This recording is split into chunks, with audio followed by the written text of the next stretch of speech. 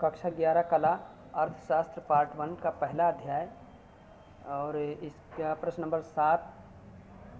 आज इसकी व्याख्या करेंगे। तो प्रश्न देखते हैं, सांख्यिकी विधियां सामान्य बुद्धि का स्थानापन्न नहीं होती हैं, क्यों? सवाल को सबसे पहले आपको समझना है। सांख्यिकी विधियां सामान्य बुद्धि का स्थानापन्न नहीं होती हैं, क्यों? सांख्यिकी विधियां, सांख्यिकी के बारे में पीछे मैंने बताया है आपको। सांख्यिकी जो वह विद्या है, वह विज्ञान है जिसमें किसी विषय पर प्रकाश डालने के उद्देश्य से आंकड़ों का संग्रह, वर्गीकरण, प्रदर्शन, तुलना आदि की व्याख्या करते हैं। आंकड़ों का जो संग्रह होता है, देखिए वो विभिन्न तरह के मानचित्रों के द्वारा, चाहे उत्पादन हो, उपभोग हो, वितरण हो, व्यापार हो या शिक्षा की गुणवत्ता हो, आदि क्षेत्रों में हम आंकड़ों के माध्यम से उसका प्रदर्शन करते हैं, उसकी तुलना करते हैं, विकसित विकासशील देशों को डिवाइड करते हैं। तो इससे हमें जो है एक सटीक जो इसका निष्कर्ष निकलता है, विज्ञान की भांति ये बिल्कुल सत्य होता है। और ये हमें भविष्य में बनाने वाली जो हमारी योजनाएं हैं, जो निर्मित होने वाली कई जो है समाज कल्याण या जन कल्याण से संबंधित योजनाएं हैं, उससे एक जो निष्कर्ष निकलता है वह हमारे लिए बहुत, देश के विकास के लिए बहुत फ़ायदेमंद होता है। तो सांख्यिकी जो विधियाँ हैं वो एक प्रकार की विज्ञान है, देश के विकास में बहुत बड़ी सहायक है। तो सांख्यिकी ये विधियाँ हो गई। सांख्यिकी मतलब जो है आंकड़ों का संग्रहण से है, आंकड़ों का जो संग्रहण करते हैं, आंकड़े एकत्र करते हैं। तो आंकड़ों का प्रदर्शन मानचित्रों के माध्यम से होता है। आप देखते हैं क्रिकेट मैच में जो आंकड़े होते हैं, कई प्रकार के गोला चक्र बना करके, फिर लाइन बना करके, टेढ़ा तिरछा बना के आंकड़ों का प्रदर्शन मानचित्र के द्वारा होता है। तो उससे तुलना होती है, वर्गीकरण होता है, प्रदर्शन होता है, व्याख्या होती है। वो हमारे देश के विकास में बहुत बड़े जो है सहायक हैं। तो सांख्यिकी जो विधियाँ हैं वो सामान्य बुद्धि का स्थानापन्न नहीं होती। सामान्य बुद्धि आप समझ लीजिए का स्थानापन्न का मतलब होता है एक ही तरह की दो वस्तुएं हों और उनमें से किसी एक का उपयोग करना। जैसे मान लीजिए जूता है और चप्पल है। अगर हम जूता नहीं इस्तेमाल करते हैं तो चप्पल इस्तेमाल करते हैं। अगर हम चाय और कॉफ़ी है तो चाय का नहीं इस्तेमाल करते हैं तो कॉफ़ी का इस्तेमाल करते हैं। साइकिल का इस्तेमाल नहीं करते हैं तो हम बाइक का इस्तेमाल कर सकते हैं।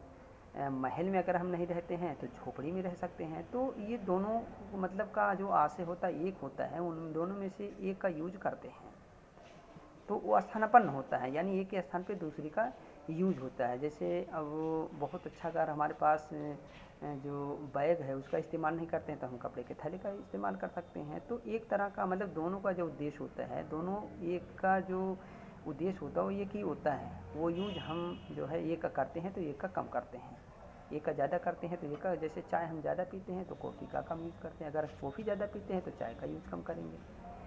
तो ये होता है स्थानापन्न। यानी सांख्यिकी जो विधि है सामान्य बुद्धि का स्थानापन्न नहीं होती। सामान्य सांख्यिकी विधियों में सामान्य बुद्धि जो होती है वो बिल्कुल जो है सांख्यिकी विधि में सामान्य बुद्धि का कोई स्थान नहीं होता है, क्योंकि सामान्य सांख्यिकी विधियों से निकाले गए जो निष्कर्ष होते हैं बिल्कुल सही होते हैं। अगर सांख्यिकी विधियों में सामान्य बुद्धि का इस्तेमाल होता है तो उसके निकाले गए निष्कर्ष जो होते हैं वो हमारे लिए घातक हो सकते हैं, दुष्परिणाम उससे आ सकते हैं, वो जो है नुकसानदायक हो सकते हैं। तो इसकी हमें व्याख्या करना है। सांख्यिकी विधियाँ सामान्य बुद्धि का स्थानापन्न नहीं होती है, यह सर्वदा सत्य है। बिल्कुल मैंने पहले आपको बताया कि सामान्य बुद्धि जो होती है सांख्यिकी विधियों में इसका यूज करना घातक हो सके। अतः इसका उपयोग विशेष सावधानी के साथ उनकी सीमाओं को ध्यान में रखते हुए उपयुक्त व्यक्ति द्वारा किया जाए। सीमाओं को ध्यान, विज्ञान की कुछ सीमाएं हैं, मैंने आपको बताया था। विज्ञान किसी तथ्य को सही नहीं मानता। तो सही क्यों नहीं मानता? क्योंकि जब तक उसका एक्सपेरिमेंट नहीं करता, जब तक उसका प्रयोग नहीं करता, निरीक्षण नहीं करता, जाँच नहीं करता, विश्लेषण नहीं करता, तब तक वो जो किसी तथ्य को सत्य जो है नहीं मानता है। तो इसकी कुछ सीमाएँ हैं। तो यो कह रहा है सावधानी के साथ उसकी सीमाओं को ध्यान में रखते हुए उपयुक्त व्यक्ति द्वारा, यानी एक योग्य व्यक्ति द्वारा किया जाना चाहिए, अथवा इससे निकला हुआ जो निष्कर्ष है वो गलत होगा, भ्रामक होगा और नुकसानदायक होगा। उदाहरण लेते हैं एक बार 4 व्यक्तियों का एक परिवार, पति पत्नी और 2 बच्चे नदी पार करने निकला। पिता को नदी की औसत गहराई का पता था। उसने परिवार के सदस्यों के औसत कद का हिसाब लगाया।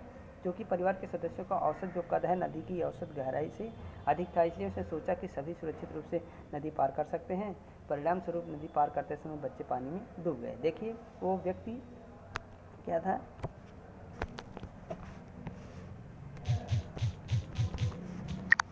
व्यक्ति क्या था, उसने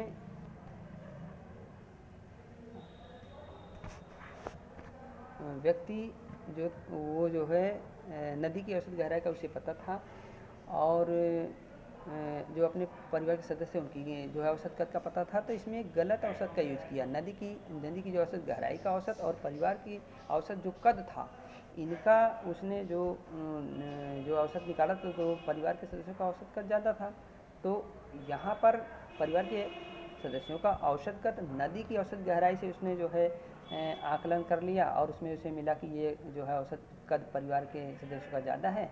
तो इस वजह से क्या किया, वो नदी पार करने लगा, और लास्ट में क्या हुआ, बच्चे उसमें डूब गए। तो जो औसत का उसने इस्तेमाल किया और नदी की औसत गहराई का जो की तुलना उससे अपने परिवार के सदस्यों से के कद से की, तो वो औसत यहाँ सही नहीं था, इसलिए परिवार जो नदी पार करते समय बच्चे उसमें डूब गए। तो ये एक सामान्य बुद्धि वाला व्यक्ति था जो सांख्यिकीय विधियों का जो उसने उपयोग किया, लेकिन सही ढंग से वो नहीं किया, क्योंकि सामान्य बुद्धि था, इसलिए परिवार के सदस्यों में बच्चे डूब गए। तो इसका निष्कर्ष घातक हुआ, निष्कर्ष हुआ। इसलिए सामान्य बुद्धि वाला जो व्यक्ति है सांख्यिकीय विधियों का उपयोग नहीं कर सकता है। इस प्रकार उस व्यक्ति ने औसत का दुरुपयोग किया था, इसलिए सांख्यिकी का प्रयोग पूरी योग्यता तथा ज्ञान के साथ अत्यधिक सावधानी से और विज्ञान की सीमाओं को ध्यान में रखते हुए एक योग्य व्यक्ति द्वारा किया जाना चाहिए, ताकि निकाले गए निष्कर्ष सही तथा स्पष्ट हो। तो योग्य व्यक्ति द्वारा ही इसका जो है निष्कर्ष सही निकाला जा सकता है, इसका सही सदुपयोग किया जा सकता है। अगर सामान्य बुद्धि वाला व्यक्ति इसका उपयोग करता है तो उसका निकला हुआ जो निष्कर्ष है वो भ्रामक हो सकता है, असत्य हो सकता है, गलत हो सकता है और घातक हो सकता है। तो ये सवाल था, मैं समझता हूँ शायद समझ में आ गया होगा। एक सवाल और इसमें है, यदि वर्तमान कीमतें बढ़ जाएँ तो क्या होगा। सवाल देखिए, यदि वर्तमान कीमतें बढ़ जाएँ तो, अगर वर्तमान कीमतें बढ़ जाएँ तो क्या होगा। कीमतें बढ़ जाएंगी तो महंगाई आ जाएगी, महंगाई आ जाएगी तो हमारे लिए समस्या हो जाएगी, क्योंकि हमारी ज़रूरतें बहुत ज़्यादा है। हम बहुत सारी ज़रूरतों को, हमारी ज़रूरतें ज़्यादा है, असीमित आवश्यकताएं हैं, तो हम अपनी बहुत सारी आवश्यकताओं को पूर्ति नहीं कर सकते हैं। तो कीमतें बढ़ जाने के कारण तो महंगाई बढ़ जाएगी, महंगाई बढ़ जाने के कारण हम अपनी जो ज़्यादा ज़रूरी चीज़ें हैं उन्हीं को पूरा कर पाएंगे। जो हमारी ज़्यादा ज़रूरी चीज़ें हैं उन्हीं को हम ज़्यादा जो है यूज़ कर पाएंगे। जैसे हम भोजन हमारे ज़रूरी, हम भोजन की जो करेंगे, जैसे हम जो है दवाओं का इस्तेमाल कर सकते हैं, तो हमारे लिए ज़्यादा ज़रूरी है। बाकी जो अन्य चीज़ें हैं, एक्स्ट्रा चीज़ें हैं, विलासिता की चीज़ें, वैभव की चीज़ें, जो शान शौकत की चीज़ें हैं, उन चीज़ को हमें क्या करना पड़ेगा, रोकना पड़ेगा। अच्छे महल, अच्छी गाड़ी, ये सब चीज़ को हमें त्यागना पड़ेगा। तो जब कीमत बढ़ जाती है तो हमें उन्हीं चीज़ों की आवश्यकताओं की पूर्ति करनी पड़ती है जो हमारे लिए बिल्कुल अत्यंत आवश्यक हो, जो दैनिक जो हमारी ज़रूरतें हैं उनको हम पूरा कर सकते हैं, और विलासितापूर्ण जो चीज़ें हैं उनको हम भविष्य के लिए सुरक्षित रख देते हैं, उनका हम उपयोग नहीं कर पाते हैं। यही इसका उत्तर है।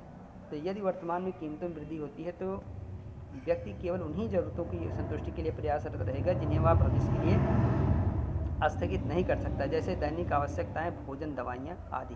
अन्य सभी विलासितापूर्ण आवश्यक वस्तुओं की पूर्ति और भविष्य के लिए सुरक्षित रख देगा, अर्थात उनको पूरा नहीं कर पाएगा।